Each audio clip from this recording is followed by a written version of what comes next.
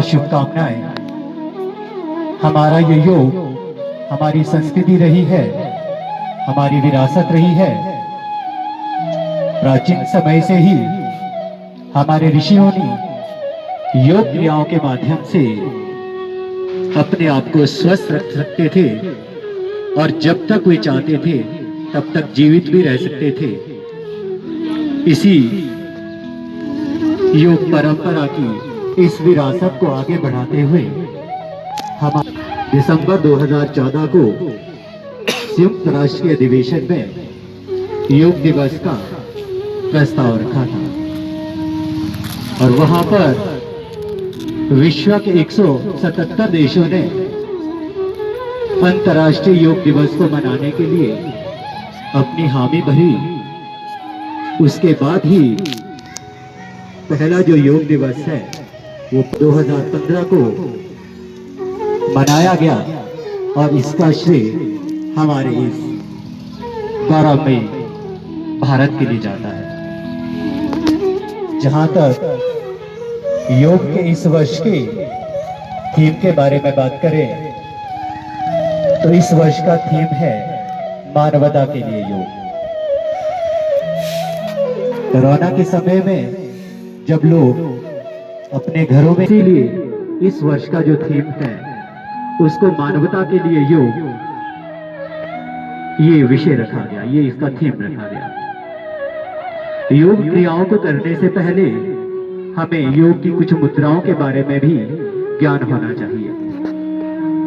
हमारी जो ये हाथ की 5 उंगलियां हैं, ये हमारे ब्रह्मांड के पंच तत्व अग्नि, वायु, आकाश, पृथ्वी और जल का प्रतिनिधित्व करते हैं।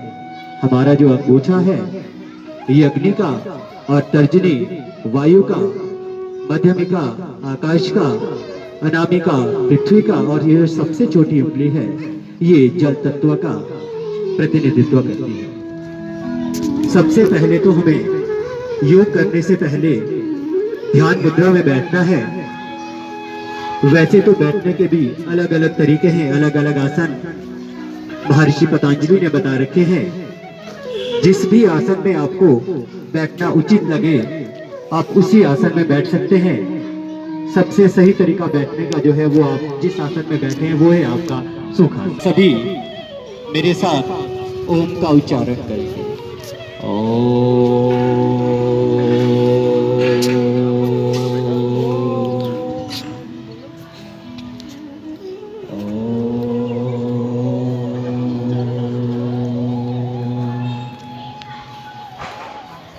ओम के उच्चारण से हमारा मन, हमारा तन सब शांत रहता है। आप सभी रोज ये योगा की अभ्यास करते रहें। खासकर से आंखों को बंद करके सुखासन में बैठ करके ध्यान मुद्रा में अगर आप रहेंगे तो आप सभी चिंताओं से भी आप मुक्त हो जाएंगे और आपका मन भी पूरे दिन के लिए स्वस्थ रहेगा। आज हम कुछ सूक्ष्म व्यायाम यहाँ पर करेंगे।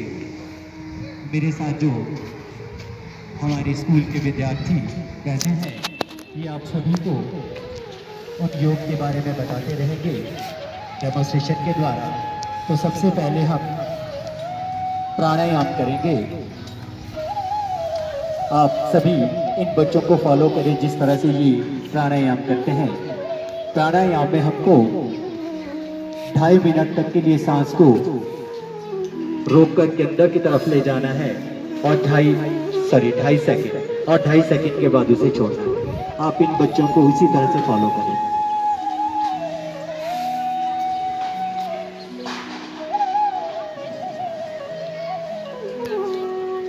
आंखों को बंद करके एकाग्रता के साथ 2.5 सेकंड तक अपने श्वास को अंदर रोकना है और 2.5 सेकंड के बाद उसे बाहर की तरफ छोड़ना है। इसी तरह के प्राणायाम आपने रोज करने हैं ताकि आप स्वस्थ रहें, तंदुरुस्त रहें। क्योंकि पूरे दिन आज ये योग कर हमारे ये बच्चे आपको बताएंगे।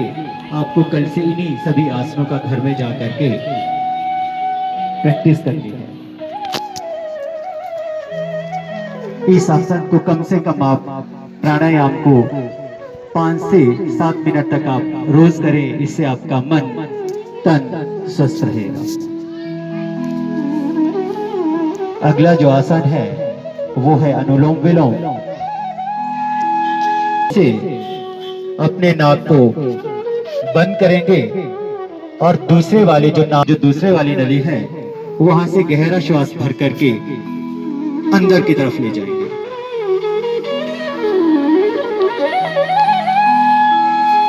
और फिर धीरे से दूसरे नाक से सांस को धीरे धीरे से बाहर की तरफ छोड़ते रहेंगे। फिर से नाक को दबा करके गहरा श्वास लेंगे और धीरे से बाहर की तरफ छोड़ेंगे। यही अनुलोम विलोम आपको 5 से 7 मिनट तक रोज करना है, अपने मन, अपने तन और अपने स्वास्थ्य को ठीक रखने के लिए। अगला जो प्राणायाम है, हम सिर्फ आपको यहाँ पर 1-1 मिनट ये सब कुछ बता रहे हैं, परंतु कल से आपने इन्हीं क्रियाओं को 5 से 7 मिनट रोज करना है। उसके बाद कपालभाति। इसमें आपको सांस को बाहर की तरफ छोड़ना है, पर ध्यान ये रखें कि अपने चेहरे की जो बनावट है उसको उसी तरह से रखें। शांत मन को शांत करके आंखें बंद करके इस प्रकार से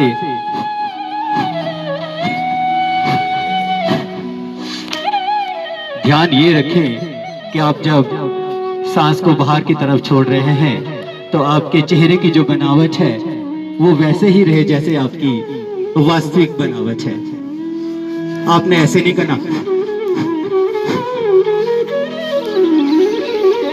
ये सही तरीका नहीं है। सही तरीका है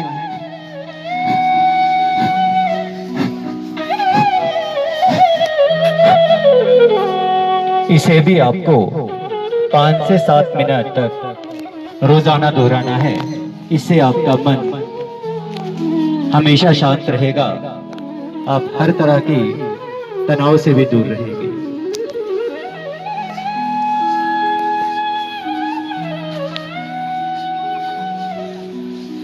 साथ ही जब आप अपनी आंखें बंद रखें, उस परम पिता परमेश्वर को आप याद करें, अपने माता पिता को याद करें और उस भगवान से ये प्रार्थना करें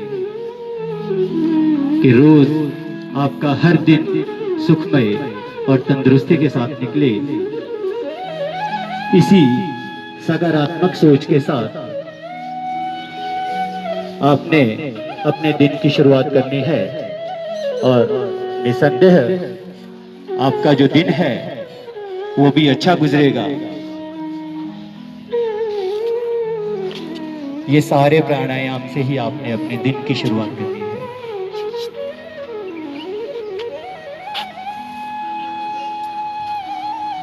अब कुछ क्रियाएं आपको ये बच्चे करके बताएंगे। उसमें पहला है ताड़ासन।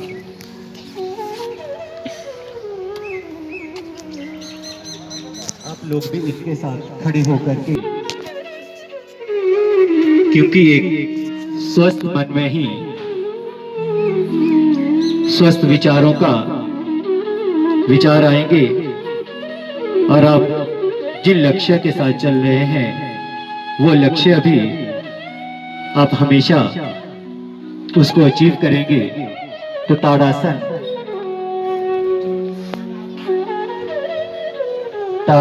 में आपने अपने पैरों की उंगलियों के ऊपर खड़ा होकर के अपने शरीर को जहां तक आप ऊपर ले जा सके वहां तक आपने ले जाना है। ये जो आसन है, इस आसन से आपकी हाइट भी बढ़ेगी और आपका पूरा जो शरीर है उसमें भी लचीलापन आएगा। इस आसन को भी आप घर में 2 से 3 मिनट तक रोजाना इसका भी अभ्यास करें। अब मंडूकासन।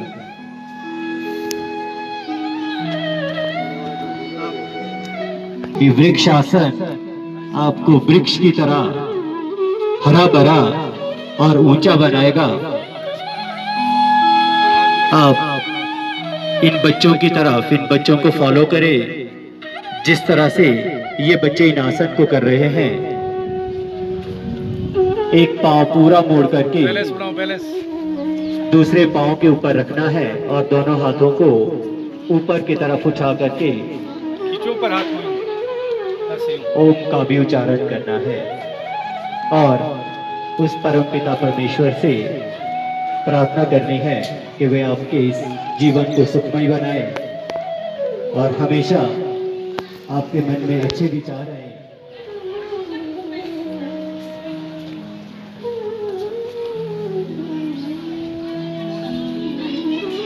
अब ये बच्चे आपको कौन आसन करके बताएंगे।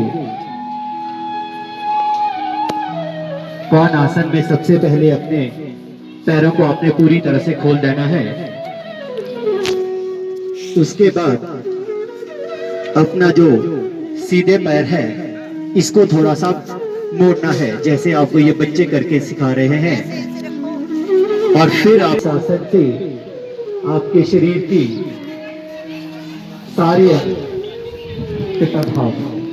मन में खुशी लेकर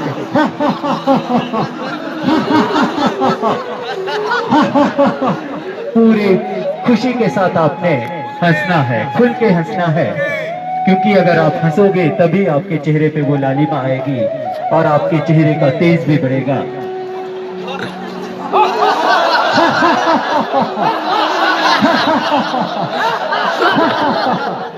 इस आसन को आप जितना मर्जी समय तक करना चाहें, आप इस आसन को उतने समय तक कर सकते हैं। अगला आसन गरुड़ासन।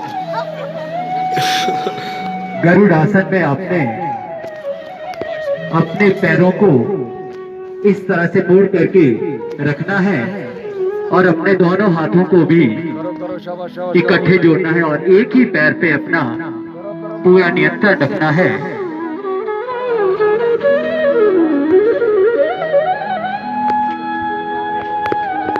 ये सारे आसन आपके मन तन को स्वस्थ बनाएंगे। जब आपका शरीर स्वस्थ होगा तो शरीर में स्वस्थ मन रहेगा और आपका मन कभी भी बुरे कामों के लिए या फिर बुरे व्यसनों के लिए। हमारा छात्र बैठा है, ये आपको नौली जो व्यायाम है इसको आपको करके बताएंगे।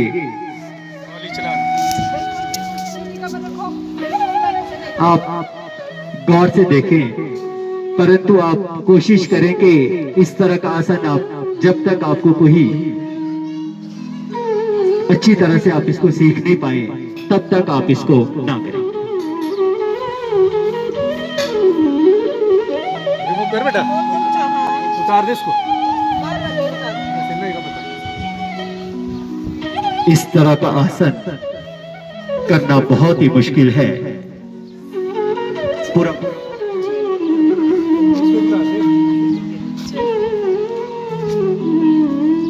इन आसन को दिखाएं, क्योंकि जैसा मैं कह रहा था, इस तरह के आसन के बारे में हम कभी सोच भी नहीं सकते कि हम भी ऐसे। मैं चाहूंगा एक बार जोरदार तालियों से दिव्य स्वरूप का इस आसन के लिए। अब हमारे स्कूल में आयोजित नहीं किया जाता तो शायद ऐसी प्रतिभाएं जो हमारे स्कूल में है वो हमेशा के लिए छुपी रह जाती। ये दिव्य स्वरूप जैसे बच्चों की प्रेरणा से ही हमें आप देख सकते हैं, कर सकते हैं।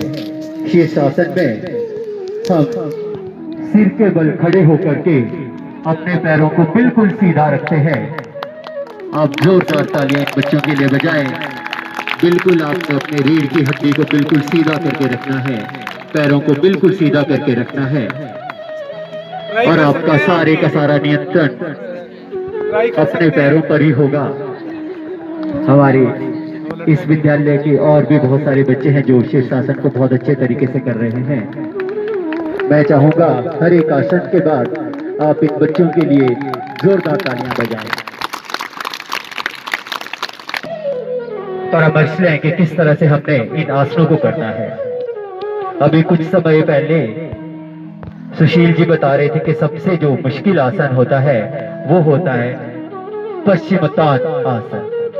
ये ऐसा आसन है जिसमें शरीर के हर एक अंग की आपकी प्रैक्टिस हो जाती है। तो हमारे बच्चे आपको पश्चिमोत्तान आसन करके बताएंगे।